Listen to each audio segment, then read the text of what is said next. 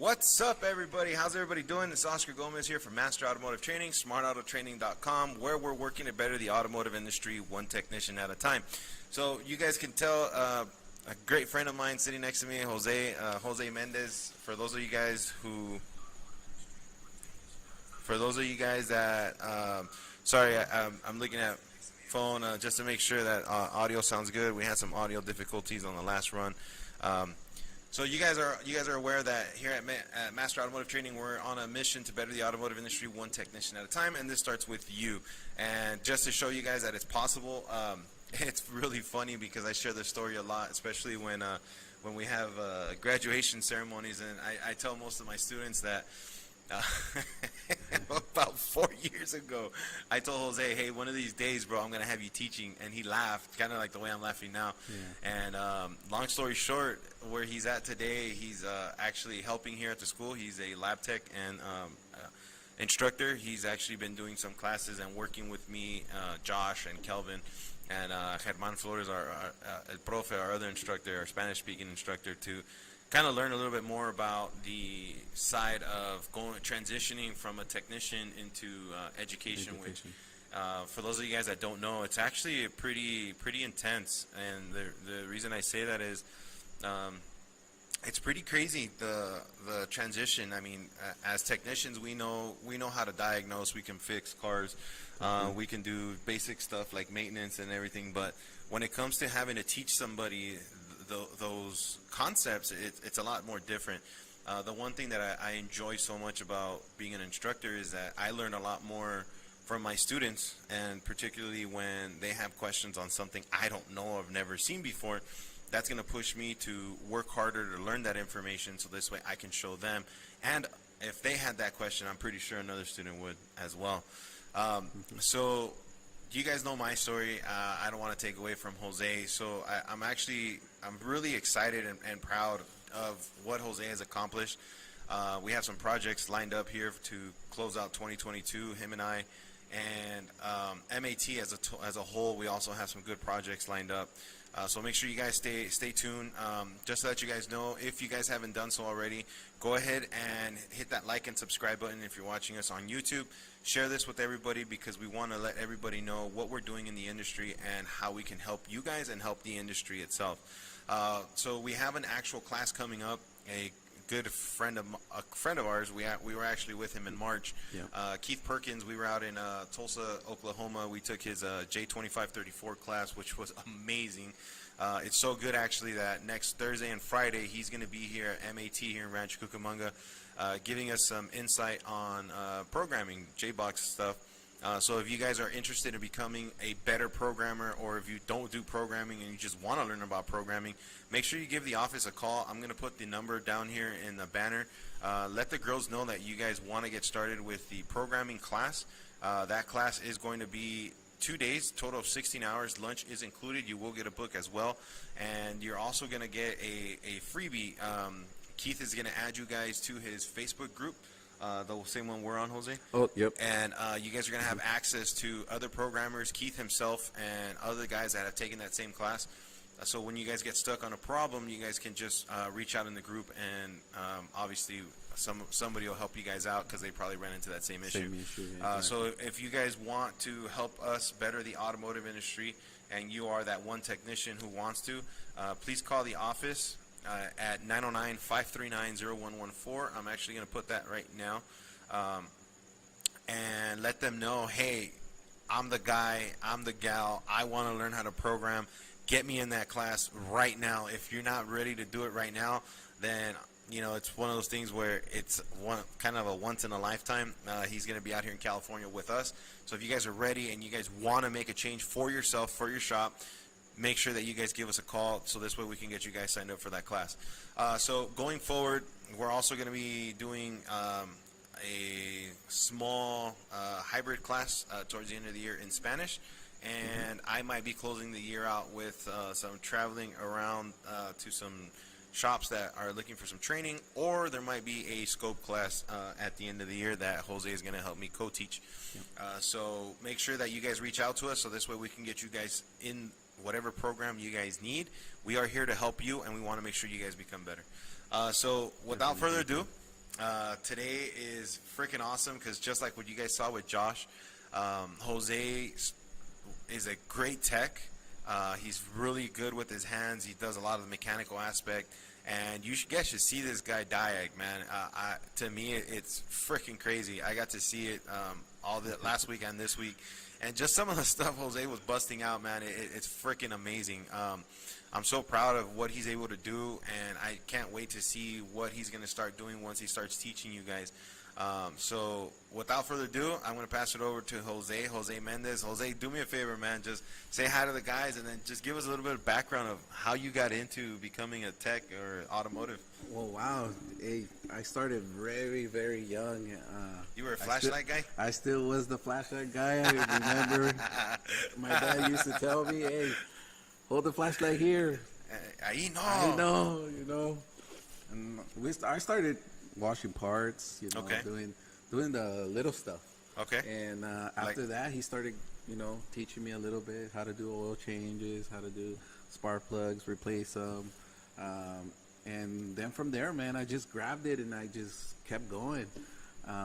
Pretty much he tried to teach me the little stuff that he knew and what he got taught from somebody else. And then went from there. And once he taught me everything, then he's like, well, I taught you everything. Now you got to go to school and keep learning. So yes, I did. I ended up going into UTI. That school is good, but you got to put the effort. I like that. I did see a lot of people, just go there, mess around, play around in the cafeteria, not attending the classes, and pretty much, man, you're paying for it. Go learn, get as much information from these old guys. They're there to teach you, and pretty much just keep learning as much as you can. Pretty much that's a little bit about myself in a nutshell. So what about that stigma about?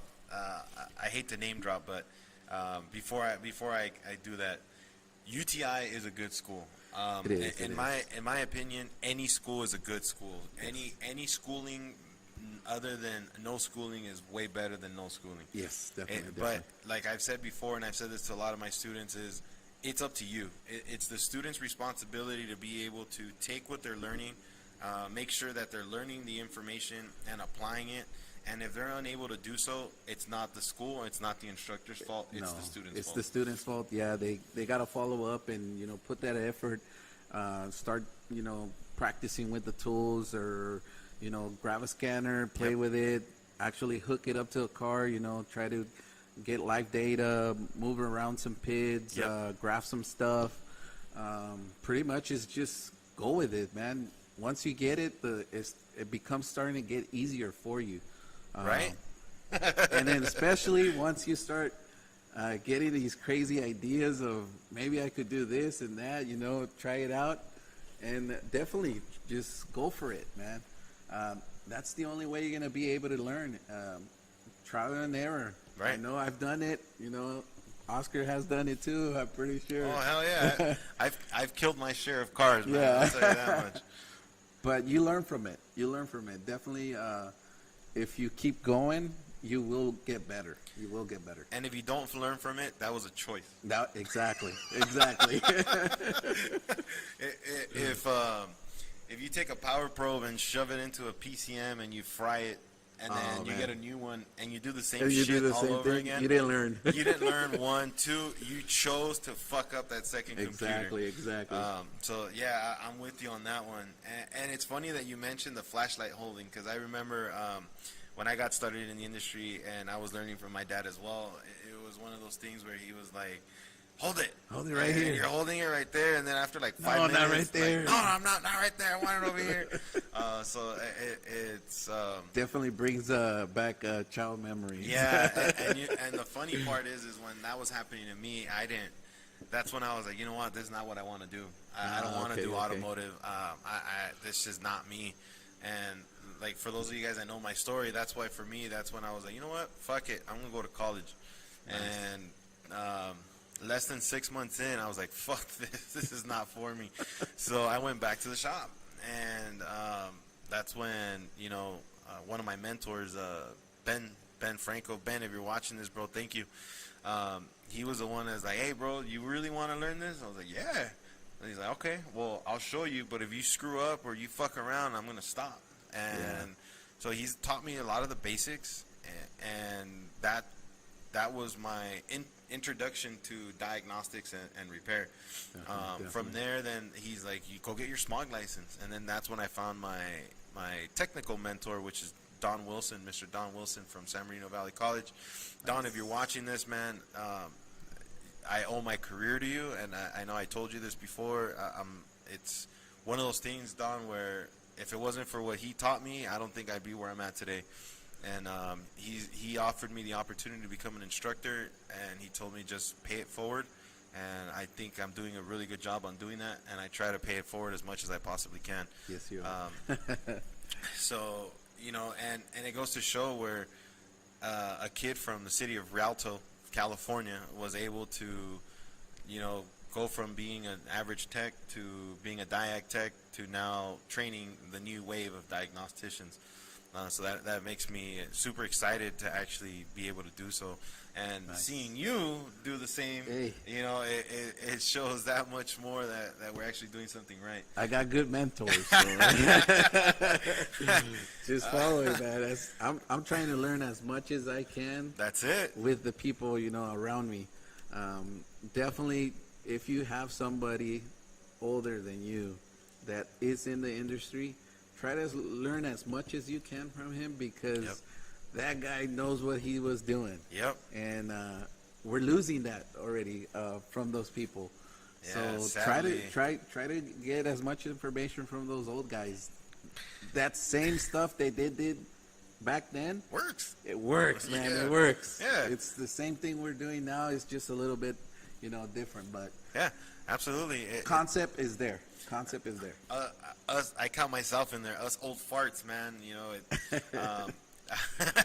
I started with carburetors. So again, those of you guys that know me, it's, you know, I was lucky enough to start in this industry when carburetors were leaving.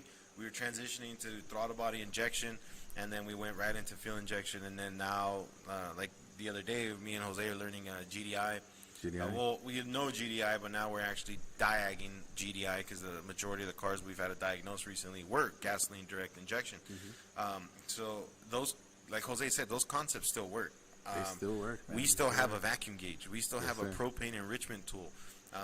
And we still use that because those are necessities. Those are things we actually need. Another thing, if you're outside of California and you're not at a smog shop, you probably won't have this equipment, which is a 5-gas analyzer. Definitely a good we tool. still use a 5-gas analyzer for diagnostic purposes. Yes, A lot of people say, "Oh, that's antiquated technology." Absolutely not. No. You know, the other day we diagnosed a car, and all we did was put the probe in the tailpipe and watch the 5 gases. We saw that, you know, CO2 was low, O2 was high, it followed with HC, so we knew this thing had a mechanical misfire. We followed it up with a relative compression test, and boom, there it was. We had a dead hole. All we did was upload the files into Google Drive and ship it off to the advisors, and like, hey, this car needs an engine overhaul. We don't do it here, so ship it. But it was funny because most people think that, oh, it's spark plugs, wires, we need a coil. It might be an injector. It's like, no. Start throwing parts at it. Yeah, that's what the parts cannon comes out. So as long as we make sure that we are constantly doing what we need to do properly, we're going to better our industry, because me and you have seen it. Exactly. A customer comes in and they're like, man, I've been to so many different shops and they can't help me, this and that. And it's terrible, because these guys that call themselves or so-called mechanics, right? Just the term itself, mechanic, that means they're mechanically inclined. That means they can take a socket and a wrench and turn a screw. That doesn't mean they know how to diagnose electrical faults. That doesn't mean they know how to use an oscilloscope for secondary, primary ignition. They can't use an oscilloscope to monitor pulse width modulation on a high pressure fuel injection pump, like we did the other day on the Mini. So stuff like that, you know, that's where it really is cut and dry. You're either a mechanic or you're a technician. You know, I consider myself a technician due to all the technical training that I have under my belt. Am I a mechanic? Absolutely, because I can still do that stuff. I just choose not to. Yeah. That's right. Can I do brakes? Fuck yeah, I can do Yeah. brakes. But do I want to? No. No. I'd rather much do pull out my picoscope and And find an diag it. ignition Yeah, fault, exactly. And that's what I love about what we do. Do you want to share with them a little bit about that Mini that you diagged with the With the high pressure situation? pump. Yeah. Well, the car came in. It was having a hard start while cold, and once it started running, it would go away and Okay. then come back. So what we did, we ended up putting the car in the shop, started checking, our regular, starting from scan. Then from scan, we went into basic testing to see, if we had a good fuel pump. Right. And then go to the high pressure pump, and then go from there. Just follow the procedures as you go, and definitely you will find what's wrong with it. Funny thing is, when you got here, I never thought about checking the dump valve. And when you got here, you said, pressure "Hey, control? check that." I'm like, "You're right, let's check it." And we ended up checking it. We weren't getting any changes there. Yep. So we ended up replacing the pump, and that's how we ended up finding it. And it's crazy because so that day Jose actually started the diagnosis. I got here a little bit late, and what ended up happening was the car. My first assumption based off of the customer interview was this thing's gonna have a leaking injector. Yes. Because that's the most common thing, Yeah. and customer's complaint was hard start, rough idle. Rough idle. It had a mil indicator with 1 and 3 misfires, cylinder Yes. 1 and 3, and then he had smoke at the tailpipe. So if you guys are working on GDI, you know that those all that put together usually tells you that this thing's going to be a leaking injector. So Jose, when I got here, had already pulled plugs and had a borescope in there, and we could see fuel. Yes. So we were kind of like, yes, this is an injector issue, right? So then we did some follow-up tests, and like Jose said, we were like, okay, so our follow-up tests are inconclusive. We didn't, they weren't really telling us what was going on. Yeah. So then at that point, what me and Jose decided to do was, hey, let's monitor the PCM trying to control the high pressure. High pressure. So what we did is we connected our scan tool, and while watching our scan tool, we were looking at the fuel rail pressure, and fuel rail pressure was about 130. Yeah, and it was fluctuating. Yeah. There was times it would go up to almost 1,000 psi, but then slowly it would start, dropping and then going back up. So it was fluctuating. And then once we did the dump valve, then we knew that was it. So yeah, like Jose was saying, it was fluctuating a bit, and then so what we were like, okay, Jose caught it where you can see it on the scan tool where the PCM command went away. It went away. So we're like, is this dropping it intentionally, or is this dropping because of a problem? So as you guys know, we love oscilloscopes. As a school, as a shop, we own about 10 oscilloscopes. So we pulled out the big guns. We rolled out our Pico, and then we plugged it into the car. And what was crazy was, while monitoring the oscilloscope and the scan tool at the same time, we noticed that the moment the PCM or the scan tool showed PCM control off, we lost control at the scope. Yes. So that was just telling us that the PCM was trying to make a change, but It the gave pump wouldn't take it, so it just gave up. just Said, gave up. fuck it, do whatever you want, Yeah. right? So what we need to do is we were thinking of, okay, how can we approach this? What would be a good way to test this? And being that service information on a Mini is almost it's hard to find. almost not existent, we had to design our own test, which I'm pretty sure a lot of you guys have done so, and it's not a bad thing, okay? I know, because if you guys follow me on social media, there's some people that have downplayed some of the tests we've ran in the past, but the funny thing is just because you've never heard of it, or you didn't think of it, or you didn't read of it in a book, doesn't mean it's an incorrect test. As long as it gives you an answer that's going to help you come to a conclusion on what you need to fix, it works. It works. The problem is people don't understand that. So what me and Jose did is really simple test. When we back probed on the high pressure pump, we noticed that it was a ground control pump. So that means it had a constant power feed. what we did is, and we took a jumper wire, a ground jumper wire, and we shoved it into the ground side of the pump. So when we did that, we pretty much alleviated all pressure in the pump. Yeah. So we were expecting to see a pressure drop, which never happened. Nothing So happened. it stayed exactly the same. The same. So the car was running on default fuel pressure, which was an indication to us that the high pressure pump took a shit. Yeah. So at that point, we're like, this is it. Just as a follow-up test, we did reference power ground signal return on the high rail pressure sensor. High rail pressure We just sensor, wanted to yeah. make sure we didn't have an issue there. That was clean, so then we condemned the pump. We called and ordered a pump, got one on there, and fucker started right up. Beautiful. Because I don't know if you guys are aware, this is a quick little tech tip. Most GDI systems, if it's a key fob, once the key fob is picked up by the PCM or your what is it, PCM? Yeah. Or the transmitter, right? For Once it gets the picked up, anti-theft system. once the anti-theft picks up the fob, then the system will automatically do a self-pressurize. So this is why sometimes if you guys work on a GDI, the moment that you start the car up, there's no delay and crank up because it already pressurized the system and it's ready to roll.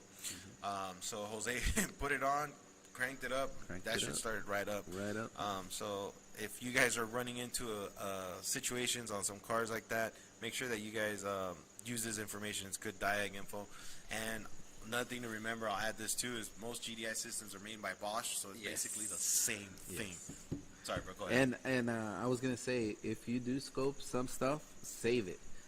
Like Oscar and me have been saving some of our diagrams and stuff on the Pico, you know, on the Google Drive. So hey, definitely save all the stuff that you could do. That way, if you get another car come in for the same issue, you have your proofs there. Yep. You know. So like Jose's saying, what we do is when the car comes in and the office checks it in, they also create a folder for us on Google Drive, which we have on our iPads and we have on our Diag Center right here in the back. We also have it on our scope cart that's right there. So in that folder, we'll create a folder with the date of the day that we're servicing the car. And anything we get from that car, which is waveforms, scan tool data, full code scans, all of that gets put into that folder. And then another thing we do is if we get a good car, like a car comes in for an oil change and it has no problems, and and they left it, we usually start back probing to get some good known waveforms. And then we store that in another folder that we have called waveforms. So this way, if we get a car that comes in with a problem, we can go back and pull up the data from that good car so we can compare it. And another thing we just started doing, and the one who opened us up to this was the Mini, is we created another folder inside of our Google Drive, and that's called Diagnostics. If you open that folder, then we have a folder with subsystems. Like right now, we have GDI and we have ignition. So if you open that GDI one, inside of that, there's a document. And that document was our procedure we developed for the Mini and how we determined the pump was bad. So I don't know about you guys, but I can't remember what the hell I did 11:30 this morning. Exactly. So how the hell are you going to remember what you did on a car 6 months ago to try to duplicate that same issue? Yeah, it's hard. So documentation. What me and Jose started doing is we started doing that documentation. So right now we're building an SOP or system of operation here for the back end of the shop. And if you guys aren't aware, which I don't think we told them, huh? No, we haven't said anything yet. So Master Automotive Training actually opened up a shop. So MAT Automotive Diagnostics, that's the same shop. The instructors, we work here at the shop. And the goal for this shop is to students who are finishing our program are going to be able to participate in the shop if they choose to do so. So this way they can have the hands-on experience under our supervision and guidance before they actually get into the field. And one thing I can tell you guys is we get some crazy-ass cars. We've gotten some crazy cars in, and those students are going to be seeing all the good stuff.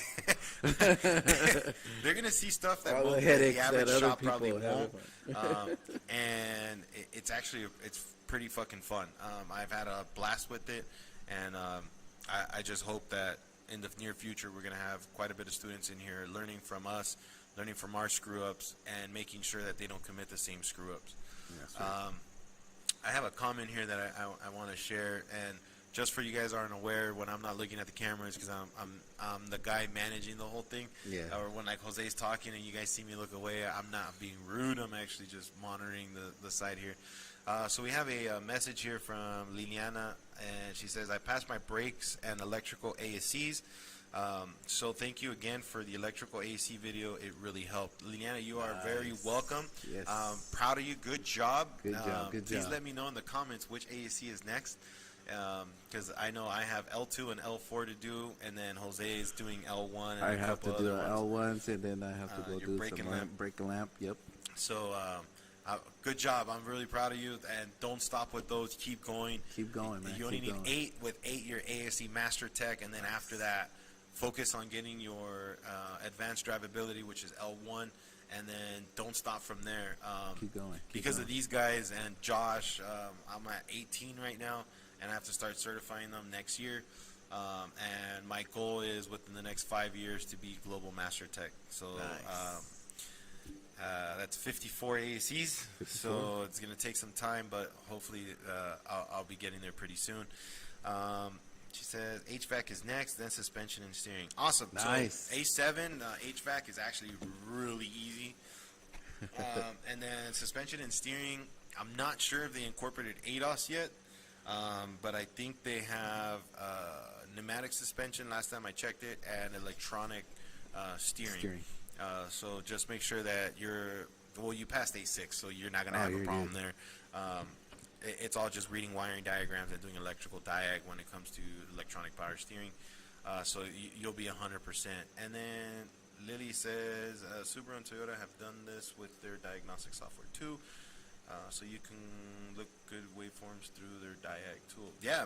And, wow. And a lot of companies are actually doing that. From what I hear through the grapevine, Alltel is going to start doing that as well. Oh, wow. When we do a code scan, because all our tools are connected to internet now, so they're actually collecting that data.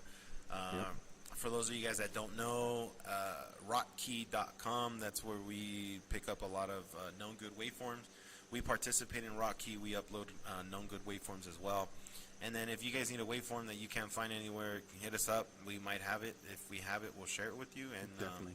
All we ask is, if we ever need one and you have it, please share it. Please share it. Exactly. That's about it.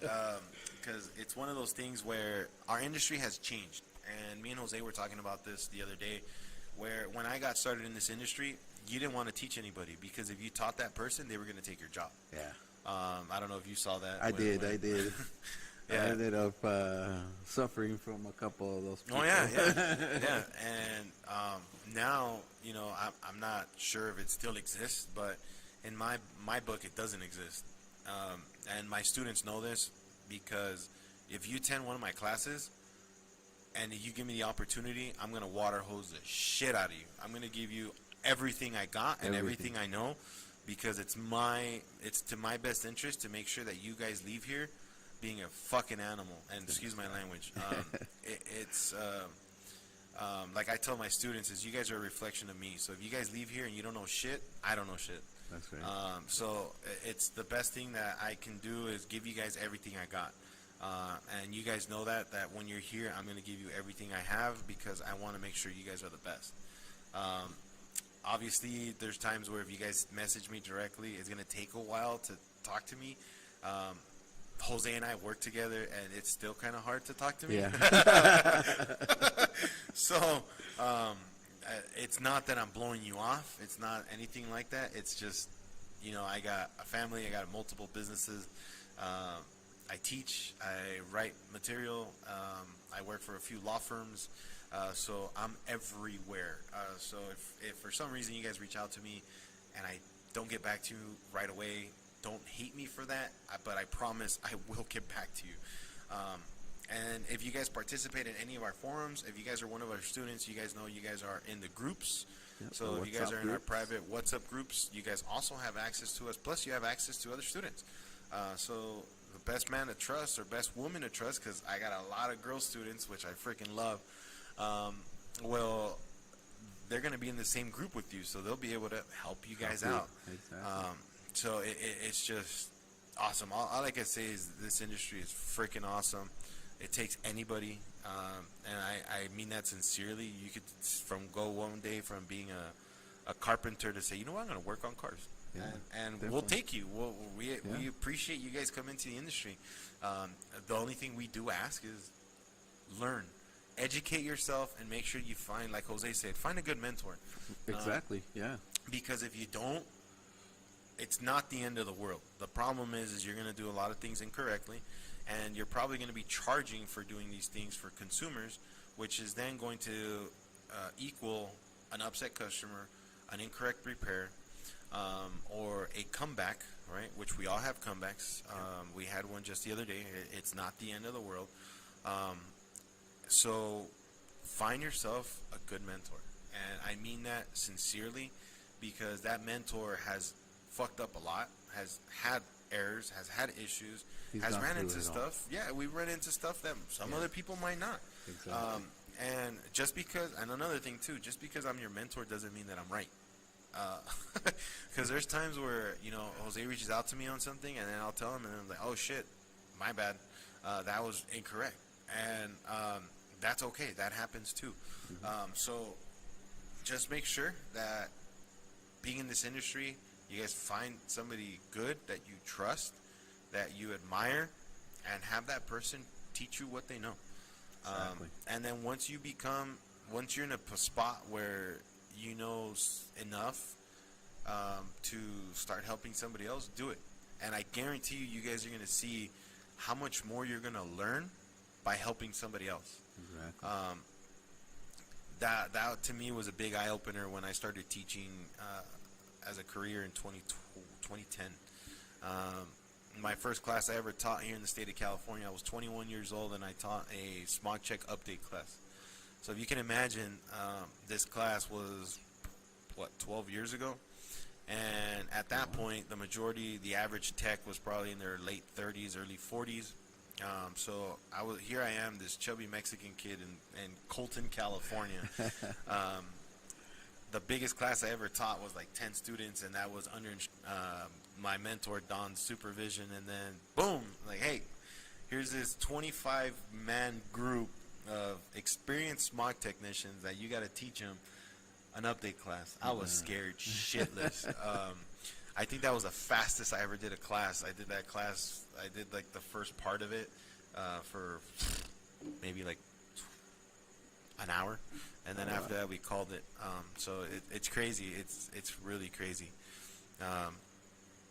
So one thing that we wanted to kind of convey on today's chat was Jose, and I know he's kind of quiet, so I need you guys to kind of put in the comments some of the stuff you guys want to know about ask me Jose. some questions. Let's ask him some questions, because definitely, I'll answer. so far I kind of stole the show, and that's not the point of this show. We want to talk about Jose. So if there's anything you guys want to ask Jose, or any questions that you guys might have, how he was able to get where he's at today, certification types, any classes he might recommend, anything like that, go ahead and put in the comments, so this way he can kind of give us some feedback on that. Definitely. As the comments come in, let the viewers know what are some of your what are your specialties in the automotive industry? We'll start with that. Specialties, well, I like electrical.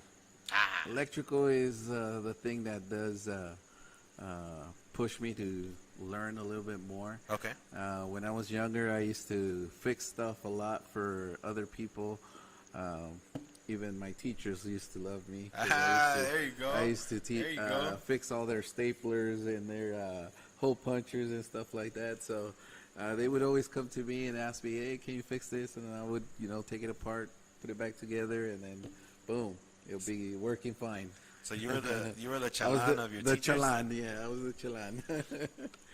And then after that, I just been really interested of how the systems, the stuff works together to make the car go, man. I just think about it, and go from there.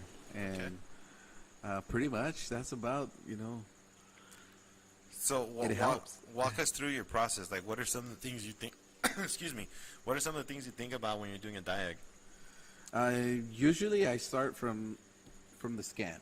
Okay. Then from the scan, I just pick one of the things that I know or think that will make those other codes come up. Okay. And then once I do that, then I start, reading about it, getting familiar how the system works. Okay. And after that, it's like you said, try to diagnose the vehicle on paper first. I love that. And then go to the car. And Okay. so many times you just grab the scanner, you go look up the code, and then you go straight to what it is. It is a good way, but you start chasing. You start chasing other things, and you never finish. So best way to do it, scan it, pick the thing that you think it's going to make those other codes come up. Okay. Read about it, diagnose it in paper, and then go apply it to the vehicle. And this will help you so much. Okay. It will help you so much. So talk to me a little bit more about what do you mean diagnosing it on paper? So diagnosing it on paper would be get your code. Okay. Read about how the system works. Ooh, I like that. If you know that some of those codes come up with that system, read to see how you test either a sensor, Okay. component, or whatever, and then go and test it or scope it, and then bring back your stuff, whatever you know. Okay. And then after that, start applying it to the vehicle and see Okay. if you're in the spec range of the sensor or whatever you're testing. Okay. So tell me a little bit more about why you think it's important that we need to know how the system works before you diagnose it. Definitely, you need to learn how the system works, because if you do not know this, you will be chasing your tail all day long, and you will never get to the point of what it is. So get familiar how the system works, Okay. and then apply it and try to diagnose it that way. So in your experience, has knowing how the system works actually make your diagnostic process that much faster? Yes, it has. Okay. It has. Definitely it has. The other day, I can't remember exactly what kind of car it was, but Okay. it was something so simple, man, that it ended up being.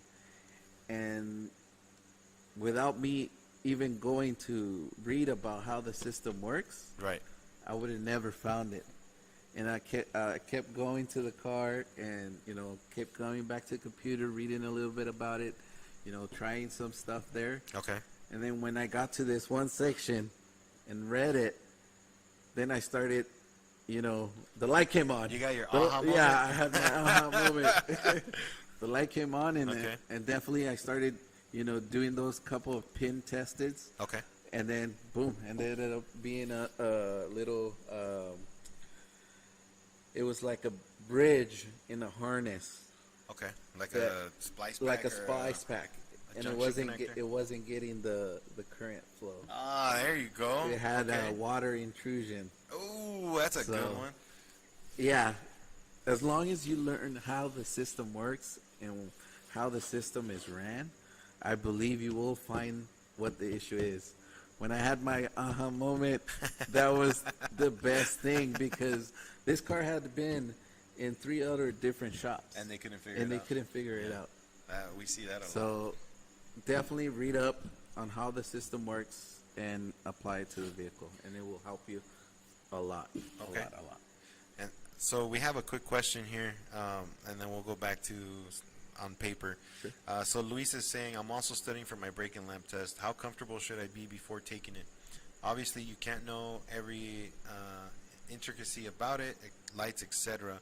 So in your experience, Jose, since you've already taken these 2 tests, what would you tell Luis? Luis, study the heights and the measurements, the dates. If you learn these or memorize these will help you a lot on your state test. I also saw on the brake system, when you take your test, try to read on the customer part Okay. of the form. Would the write it right, you think? Write it right. Okay. Because there is a couple of questions in there that they will ask you that you got to know. Okay. Like, do you charge for shop supply? Oh, okay, okay. That one is the one that caught me when I went, and it is no, you don't charge. So you only use half a can of brake clean. You put 0.5. 0.5, yeah.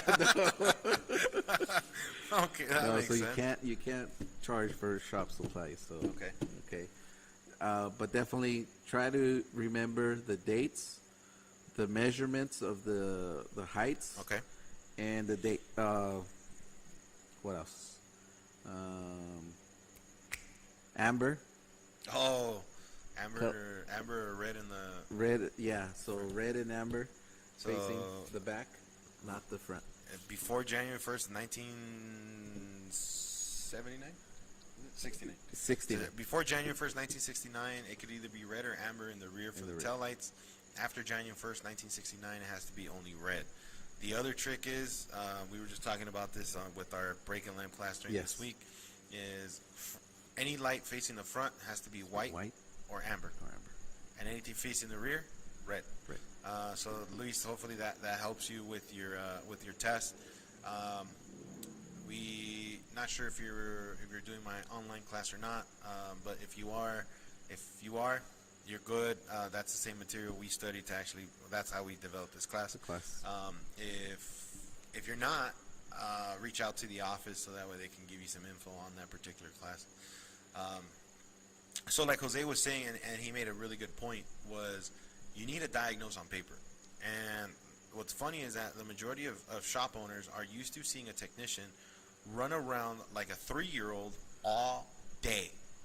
But then by the end of the day, they don't get anything You done. don't get nothing done. Exactly. So when you end up at a shop, and what I mean by you is like a technician like me and Jose or any of you guys watching, and you guys begin to diagnose on paper, you're going to have a lot of backlash where your boss is going to be like, what are you doing? Why are you playing with those crayons? You're always on the computer. You're not getting anything done. However, once you leave the computer and you have your diagnostic ready, you go run 3 or 4 tests, and then you sell a job. Exactly. So, and your comeback rate is a lot lower than the guys who are running around all day, but the boss is happy because he thinks he's getting the most amount of money out of those guys because they're running around all day, but they're not getting anything done. That's right. I worked at a shop that I was the diag tech, and everybody else I just passed the work over to them. And when I started there, that was the problem. Is they were like, "What are you doing? You're not doing anything." The other guys are complaining because all you do is all you're doing is just on the computer, all day. And it's like, but how are my comebacks, right? It's like, but didn't I fix that problem? Jose is 100% right, and I strongly agree with that. Is you need to diagnose on paper, and what a lot of techs also say is, I only have an hour. Yeah, that's right. You have 1 hour. You have and 1 hour. if you do your research properly, which starts in the office, Yep. right? So let me ask you this, Jose. What do you think about a customer interview? Should it be done, and how well should it be done? What do you think?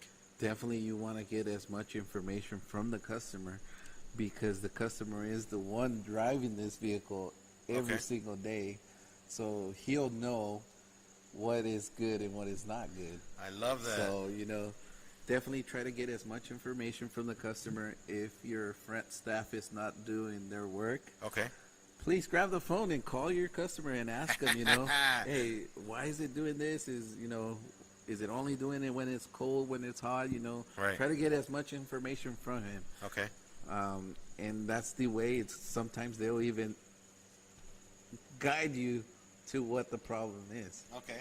Especially. Would you ask the customer, is this something that just happened? How Yeah, long has it definitely. been happening? Yeah. What else would you ask? Let's see. Well, depending on what the issue is. Okay. If a customer comes like with a vibration. Okay. And they hear a noise in the back. Okay, well, so is it only happening when you go over bumps, certain speeds? Okay. You try to get as much information from them because they will actually give you the diagnosis already. So Jose said a They'll key make point. That's very they'll important. make it a lot easier for you. That's very important. Like Jose said, we're techs, right? We're auto mechanics, we're auto technicians. So we can diagnose it. The thing is we don't own the car. We don't know the maintenance if the car's first time with you. So the best option, like Jose said, is you need to have your staff, which is in the office, your advisors, interview the customer, because that's super important. Super important. If you're at a shop, if you're a shop owner and you guys are listening to this and you're having a lot of problems between communication from your front of the house, which is your advisors, to the back of the house, which are your techs, you know how to fix this? It's giving your advisors a customer interview outline. Because if they don't have that, your advisor is just going to go based off of, like, what's the description? Oh, it makes a noise. Great. So what are they going to do is they're going to type up makes noise. So when you give me a work order, or you give Jose a work order that just says the car makes noise, I'm going to be pissed. Because it's like, when, where, how. So then I'm guessing how to try to fix it. And then when I tell you, okay, it's this, we fix it, and then a week later it comes back and says, it's still making the noise. Then you're going to be like, oh, the other noise. So, yes, customer interview, in my opinion, is really, really important. If you guys do not have a customer interview sheet, please reach out to us. I consider him my mentor. I don't know if you do the same. Mr. Jim Morton from... Great guy.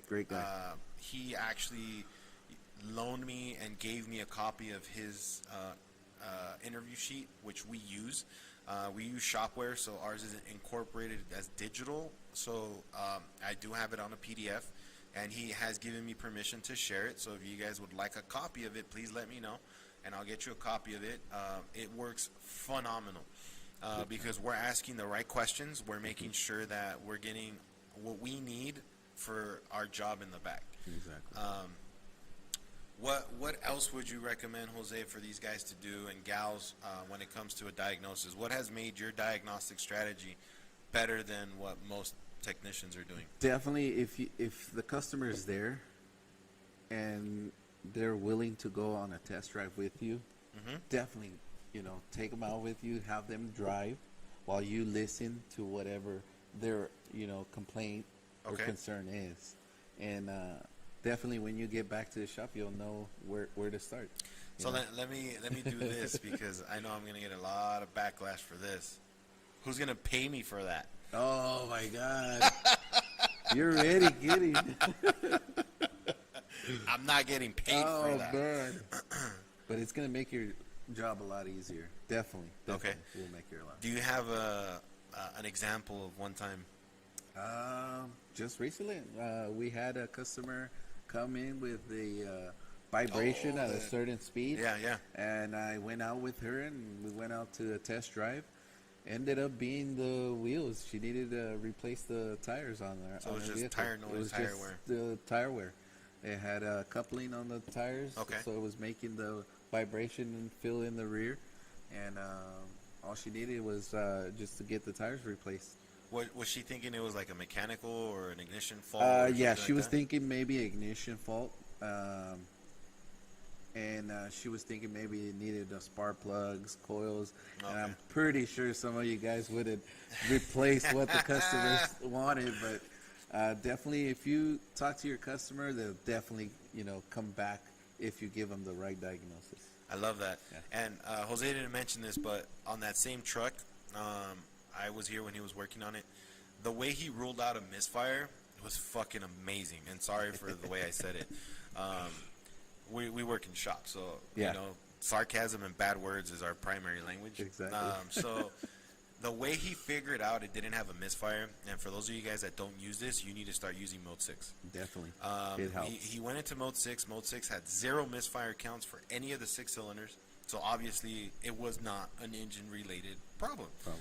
So then at that point, the customer was a waiter. So then Jose went out for a test drive with her. And it was crazy because he was gone for a good 40 minutes. Yeah, it took her on a good run. Around the block. And, this is one thing that I talk a lot about, especially with my diagnostic classes, is that you guys need to make sure you guys are out there driving with your customer. Because what you might think is a problem is not really the problem. So you need to make sure that they're in the car with you, they go for a drive with you, and to answer the question about who's gonna pay me for this, you're getting paid an hour to diagnose the car. Exactly. Your research is included within that hour. okay, we allot an hour and 30 minutes for a diag.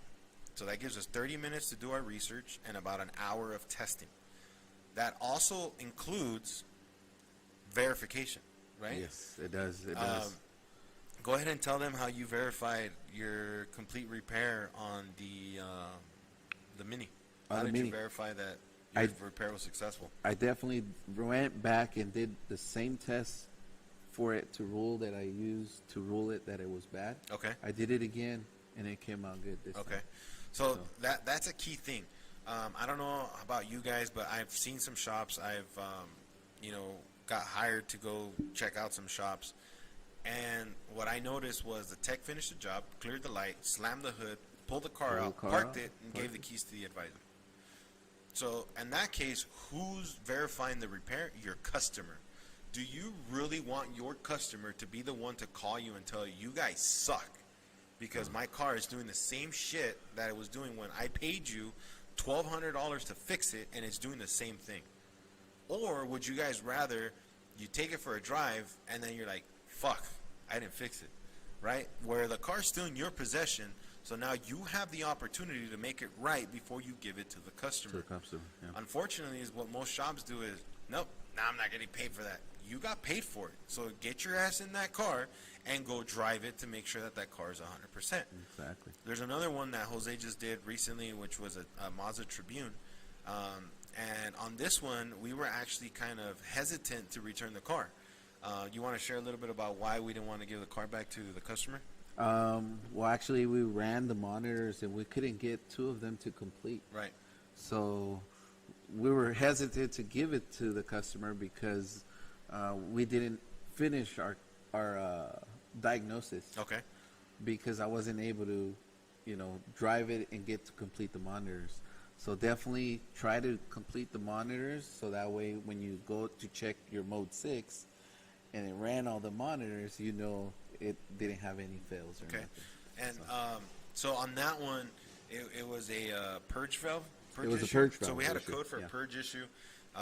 Jose determined it was a bad purge valve, and it was. Just unfortunately, she was on a time crunch. Yeah. We tried doing a service bay evap test. It didn't run. We went out, drove it, didn't set. So what was the next best thing? Jose did a complete scan.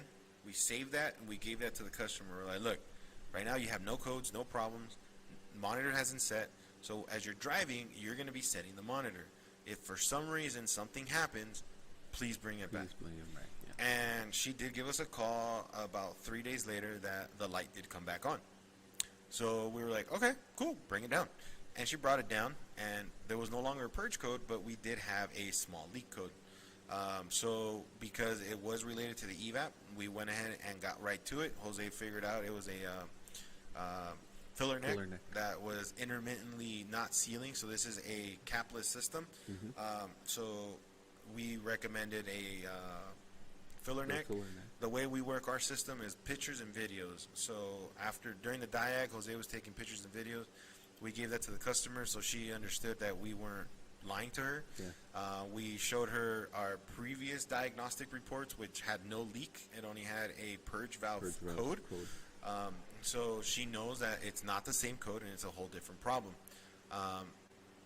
And she actually has an appointment to bring it back. So as long as you guys talk to your customer, you guys advise your customer, you guys give them enough information for them to make the right decision, they're going to make the right decision every time. The customer looks at us as experts, right? Exactly. Yeah. So, like Jose was saying, if you do it right, they're gonna come back. And it's just amazing seeing like the work Jose's been doing and some of the cars he's been doing. I wish I could be more back here in the shop, but I can't. When I can, I can. So it's freaking awesome. I wanted to say, somebody said, well deserved, Jose, from Sean Shaquille. So you deserve it, man. So what else would you tell the viewers about training or diag? What are some of the things you want them to take away before we call it a day, Jose? Well, what's helped me a lot is I do end up reading a couple of articles and stuff like that, getting online, try to teach myself how the systems Okay. some of the system work, Okay.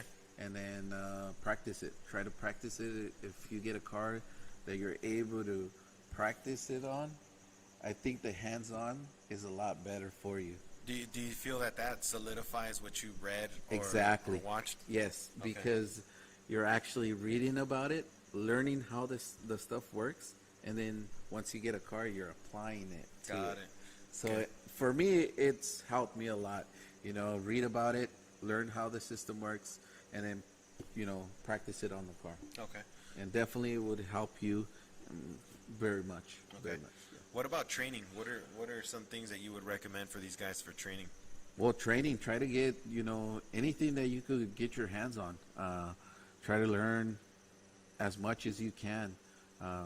Come here to the school, Hey, promoting the school. There come you go. on in. Yeah. Well, we got some Yeah, classes here for sign you up guys for too. some classes, and try to get as much education as you can.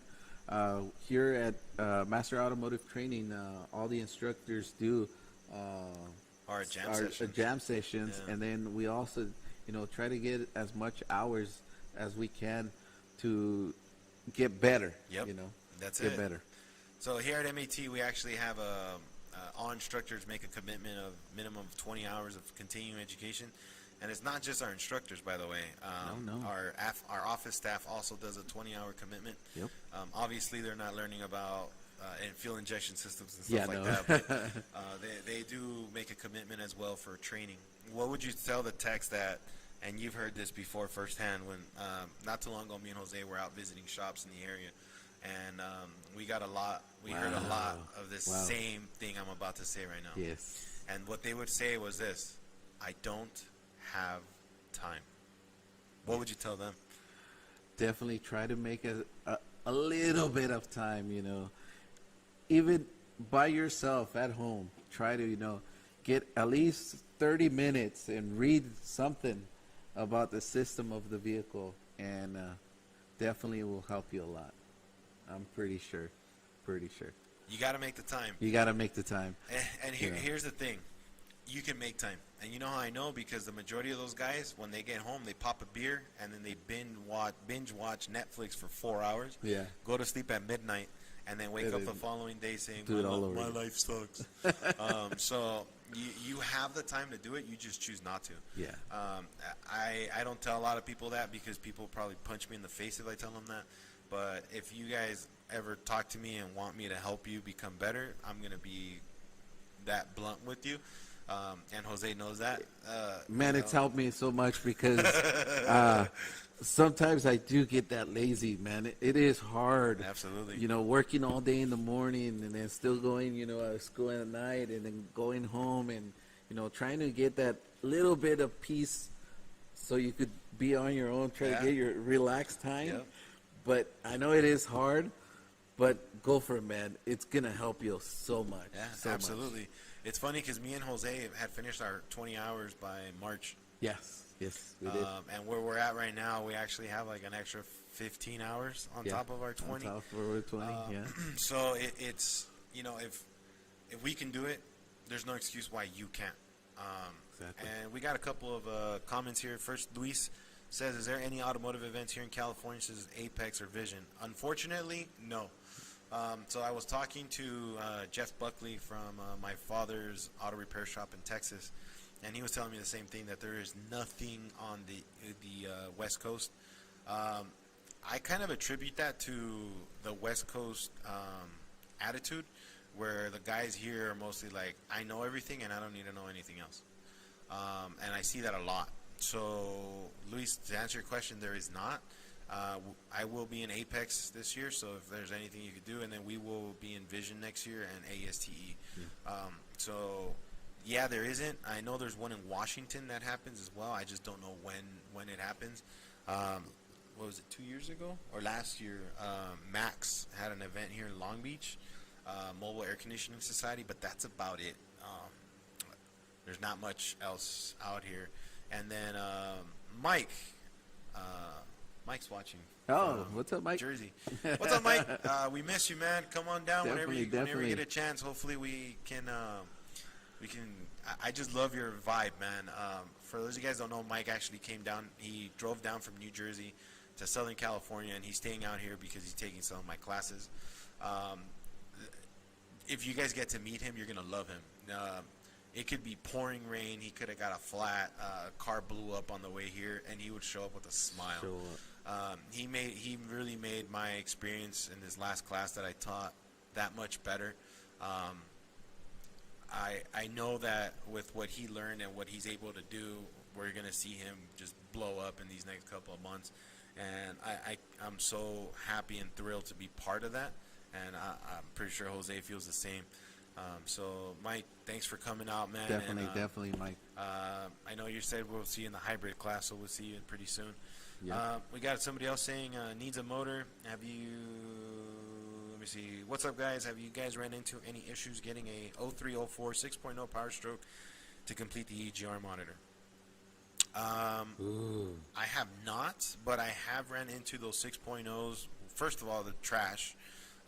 Second of all, it's a Ford. And third of all, it's trash. So one thing that I ran into those, just to make it kind of quick, is carbon buildup on the EGR valve itself. So if you remove the EGR, make sure that the pinto's free.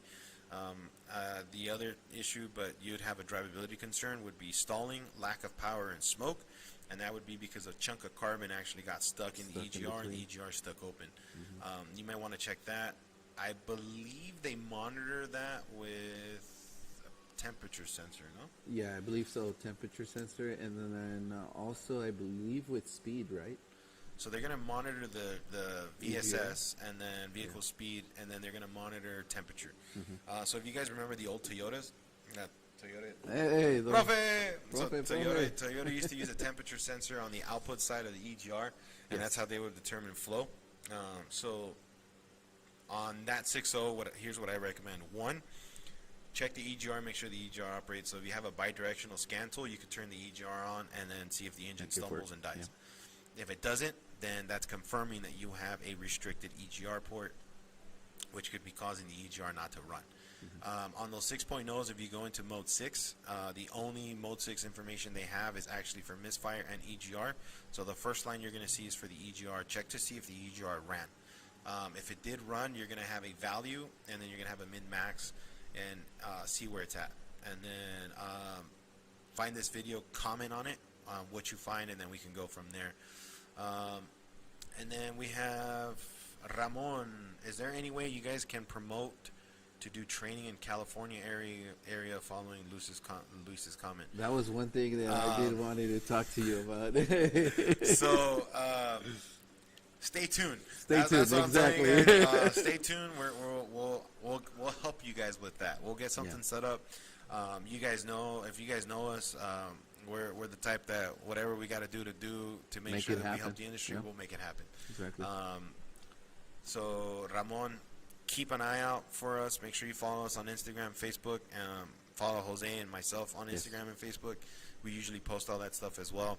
And then if you guys contact the school, the office will put you guys on our list, and then they'll contact you guys when we have any classes coming up. Mike, it says they have the time, but they don't know how to use because of incompetence. If the same car comes back for the same issue more than once, and someone at the shop has to work on it, isn't it time? Absolutely. I completely agree with that. What do you say on that, Jose? What was the question again? So he's basically saying if a car comes in for a diag and then they skip the diag and just throw parts at it, when it comes back again, then they actually have to diagnose it. Yes. So why not do that shit from the get-go? Exactly. Right? Why not do it in the beginning? Yeah. Okay. Yeah, it's one of those things, Mike. I completely agree, man. I share that a lot, especially when I do trainings for dealerships, because a lot of dealer techs are taught that get a code, get a part. If that doesn't solve it, then get another part. And if that doesn't solve it, call engineering. That's not how it should be, and then that's why customers hate us. So if you have the time, if you're getting paid to diagnose it, run a diag. Because you're getting paid for it, and if you don't do it now, you're gonna have to do it later anyway. But now later, when you do it, you're gonna have a pissed off customer, and then if you try to sell them anything, they're gonna fucking hate you, because it's like, I paid you all this money for the first stuff. Now you're telling me it's this stuff. So what really was the problem? Exactly. And that's what kills our trust with our actual customer. Yeah, another thing I wanted to add is Go for it. don't be afraid of ask for help. Don't if you don't know how it works, how it is, ask for help, man. It's not the end of the world if you ask for help, man. Tell them why, Jose. You Tell know, them why. because man, it's gonna help you. It's just you're getting to that moment where you have exhausted all your ideas, and there's no other way your head is thinking of where to go. But if you ask somebody, they might have another idea. Hey, have you done this? Have you done that? And sometimes they open your eyes to stuff that you haven't thought about to do. I like that. Definitely. I still reach out. Me, Jose, Josh, Kelvin. Just in our little group. And, we ask around. Hector. Yeah. Hector, if you're watching, what's up, bro? We actually share a group where you guys should read some of the stuff. Like, hey, man, I got this car. I already tried this. I already tried that. What can we do? And we're all trying to help each other. Yes, and then definitely. we're always checking up. Like, hey, did you get it fixed? Hey, did you get it fixed? Yeah, What I did. was it? What was it? And the reason why is because this way, if we run into it, Exactly. we know what to do. We know what to do. And then on the other hand is if you guys run into it and you reach out to us, we know what to tell you what to do. Exactly. So we're not those types that we're gonna keep that information to ourselves No, because it definitely doesn't not. make us any better and it doesn't help our industry. Exactly. And on Instagram, you're Chico_Mendez. Yeah. Sorry guys, I'm putting up our social media stuff. So this way, if you guys want to follow us on social media, it's going to be on the bottom. So this way, you guys can do so. And then let's see. Profe says, "Los esperamos en Master Automotive Training." There you go. So if you guys don't know, Profe Germán Flores, he's actually our Spanish-speaking instructor. Jose and I also speak Spanish, but we teach more of the English classes. Profe right now is actually just starting. He just started about 13 minutes ago his A8 class engine performance. So that there's no excuse why you guys can't do it, right? Exactly. So if you guys have any other questions, please let us know before we kind of ran a little bit. We're 8 minutes over, but we love what we do, so you guys can't shut us up once you guys get Once talking. we get going, we don't stop. Mike says I'm next door. Thanks a ton. And then Luis, how do we find Jose on socials? Luis, so for Jose on Facebook, he's Chico_Mendez. Yep. And on Instagram, he is the same. If you guys follow me on social media and you can't find Jose, reach out to me and I'll send you his link so this way you guys can follow him as well. We post good stuff, stupid stuff, memes, just like everybody else. Just like everybody else. But usually our memes are automotive related, Yeah. so you guys are going to get that fun side of us as well. A lot of times too, if you guys follow us on social media, when you guys run into something, we'll be able to help you guys out. All right, so we got some questions here on TikTok. We're also doing TikTok live, guys, so let's see here. Somebody's asking, where's my boy Kelvin? Kelvin's not here today. If you see Kelvin, please let him know that he's next, because he says that he doesn't want to do the podcast. The podcast? He's scared, but yeah, he could teach a class, right? So please tell Kelvin that he is next, and I will find him, and I will bring him in. And then F_F30 says EGRs clog up really bad. Yes, on those 6.0s, they clog up really bad. Really bad. What do you feel that a real mechanic should know how to use a power probe? Okay, here's my opinion. A power probe is a great tool, just like anything else. It's a tool. So what I mean by that is, if you don't know how to use it, you're gonna fuck some shit up. Yes, you that will. plain and Yes, simple. you will. A power probe applies 12 volts or source voltage to whatever the hell you plug it into, and you hit that rocker switch. So if you guys are going to be using a power probe, be 100% sure on what the hell you are about to back probe and apply power to. Yes. Number 2, I bet none of you guys know this, but a power probe has a 450 millivolt bias. How many of you guys knew that? Besides Jose, I know Jose knows. I know because you told me that. So if you guys are using a power probe, there's a high probability that you might measure some extra voltage that then you might run into a rabbit hole trying to figure out what the hell it is. Well, yeah. So make sure that if you guys are using a power probe, you guys understand that. And then also on a power probe, you don't have to toggle it for ground. That little cable that hangs off of it, the alligator clip, that's a natural ground. Natural ground. So you can use that for grounding as well. Yes. So in my opinion, yes, it's a good tool. Yes, know how to use it, and only use it when absolutely fucking necessary. Yes. Number 2, do not use it as a DVOM. Okay, because the voltage reading you're going to get on your power probe is different than the actual voltage you're going to measure with using a voltmeter. So yes, you need a power probe. I have 3 power probes, 1 in my diag cart. So you'll use it, but the best option is make sure that you use a voltmeter. In my personal opinion, what do you have to say on that? Yes, definitely use a voltmeter instead.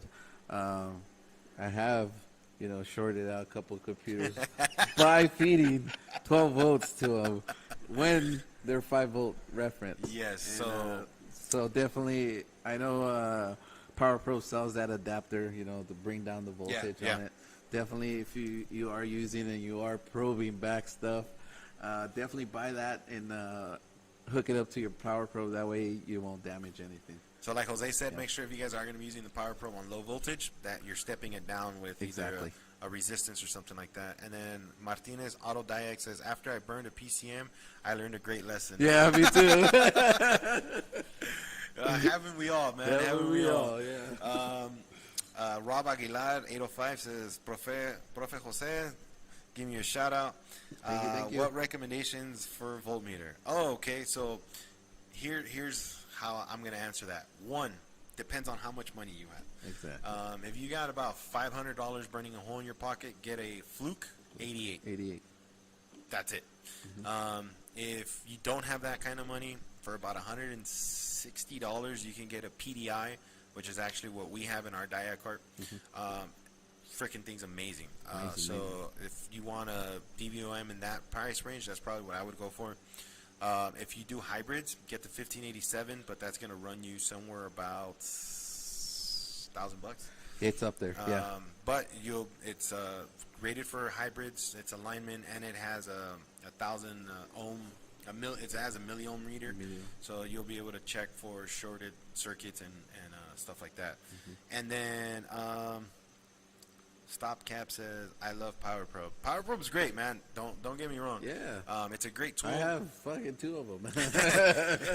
It's a great tool. Just make sure whenever you use it, you're applying it in the right voltage, voltage and the right applications. That way you guys don't burn nothing. One thing I'll tell you guys too, and Jose knows this, one of our favorite tools is also a incandescent light bulb. Because that's how we load circuits and stuff. And then we also use a decade box, works very well. We have our small 1156 bulb, 1157 bulb. So low side draws 2.5. Both of them together is 5 amps. 5 amps. And then we have our sealed beam, which is 3 and 4 amps, so 7.5 amps together. So make sure you guys have something like that. Do remember, if you have the light bulb on, it will reduce the resistance on it. Yes. Very true. So it caught me a couple times. That's why. So if you guys are using a incandescent bulb, it's going to draw more current at the beginning. As it warms up and stables off, current's going to drop off. That's because it needs less current to actually maintain that same amount of burn. Yeah. Then have y'all worked on Tesla regarding electrical system? We haven't, but we did take a training on it, and it's nothing out of this world. It's basically the same thing as a Prius or a Chevy Volt. Yeah. The only difference is you don't have an ICE, so you don't have an internal combustion engine attached to it. The one thing that I will tell you is the wiring diagrams are going to trip you the hell out. So the wiring diagrams are, they will. They look like engineering diagrams. Yeah. So they're still at engineering, and they're still small enough to be engineering style instead of what we see with Mitchell or All Data. So it don't be surprised when you guys see them, and then you're like, what the hell is that? One thing I will tell you guys too, if you guys are trying to work on Tesla's service information is free. It's open to the public. You guys can actually look at it, create an account, and use it. The only thing is if you want their scan tool, then you're going to have to pay, and it's like $3,900 a year. And I mean, it has its perks if that's what you guys are going to be doing. But I strongly advise you guys to start getting into the electrical stuff, the EV stuff now. Yes. Because once it hits, and you're not there yet, And it's coming. it's going to take you a while to catch up. So It's make coming. sure that you guys get on it. But we'll teach you how to test the electrical systems running. I don't know off the top of my head. Do you remember from the CTI class? Which one? What's the voltage running on a Tesla? I think it's 300 volts. Somewhere in the range of 300 volts. I don't remember off the top of my head, but Jose's saying it might be somewhere around 300, which sounds about right. Because Yeah. I mean, the Priuses are pushing what, 260? About 260, yeah. But they're looking at going up to the thousands, so be ready for that as well. And then if you guys are working on hybrids, make sure you guys have your gloves, your tag out, lockout kit, and then make sure you guys have a pole. Exactly. So if somebody gets caught by electricity, you're able to pull them off.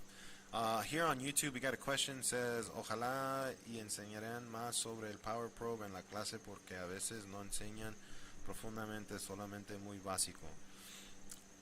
So basically, they're asking on the Power Probe that if we could teach a little bit more in detail. So we definitely can do that. So we'll see what we can do on that. Claro que sí, con el Power Probe lo enseñamos lo básico porque realmente es un accesorio. Es como agregar una pinza amperémica a un osciloscopio. Entonces nos enfocamos más en las herramientas que tienen más valor, como el osciloscopio, voltímetro, y el Power Probe casi nunca se utiliza para diagnóstico específico, solamente como para pasar corriente, como pasar para corriente o ver si el sistema ver está si el trabajando, componente está yeah, trabajando y algo así. Wonder if Power Probe can handle Tesla voltage output. No. If you try it, you'll burn it. You burn. You might electrocute yourself. Yeah, too. and that shit'll probably blow up in your hand. Yeah. So please don't use. Unless they made one already for high voltage, then, which is you know, possible. Which is If possible. Tesla but did. I mean, Power Probe made a unit for high voltage, then yeah. The only company I know that has a high voltage unit right now would be MikeSig, and then also Autel just came out with one. So they just came out with their EV adapter that you can use with your Ultra. So there's that out there for you guys as well. Let me see here. Okay. All right, guys. Well, we kind of went a little bit over. I really appreciate that everybody was on here today. You guys are awesome. We do all of this because of you. Exactly. So when I started this mission of Master Automotive Training in 2014, I never thought that I was going to be able to help so many people in this industry. And to be honest with you guys, I love it. I love every day of it because I'm able to help you guys so much. At the same time, you guys are able to help me because you guys push me to learn more. Jose is just a reflection of that, and it puts a smile on my face every time I get to talk about it. So just to kind of close it out, you want to let them know about some of our upcoming classes, so this way they're aware in case any of these guys are near us and want to take a class with us. Yeah, definitely. If you guys want to start learning about programming computers and stuff like that for vehicles, definitely give a call to the school and let them know you're interested in learning that. I know we're having Keith Perkins class Absolutely. pretty soon. So definitely, reach out to the school and let them know you're interested and sign up for that class. And then after that class, we have the smog class inspector. So if you want to become a smog technician, please, give the school a call and sign up for that class too. Awesome. Yeah. So we got a couple of last questions here. One is, how often do you guys go live? So we try to do every week. Depending on how the work is. Depending on workload and if we're here. And if we're here, because we have been traveling a lot. We're just make sure you guys follow us on social media. We always post it up when it's coming up. We're looking at not next week, but the week after. There'll be another one. And if you guys would like to take part in the podcast and you would like to be a guest, please let us know as well. Yeah, definitely. Because we always love to have you guys. Probably next person coming up is probably going to be one of our students. Yeah. That just finished up a class. See if we can get somebody up here. And then where are you guys located? So we're in Southern California. We're in the city of Rancho Cucamonga on 6th and Archibald. So the address here is 9233 Archibald Avenue, Rancho Cucamonga, 91730. You guys can always reach out to us, and we'll make sure that we can get you guys. And then we got a user says, thanks for the help and educational videos. Keep up the great work. Thank you so much. We really appreciate you guys being committed to actually watching some of our nonsense. We try to make funny videos. It's just sad because they're not funny.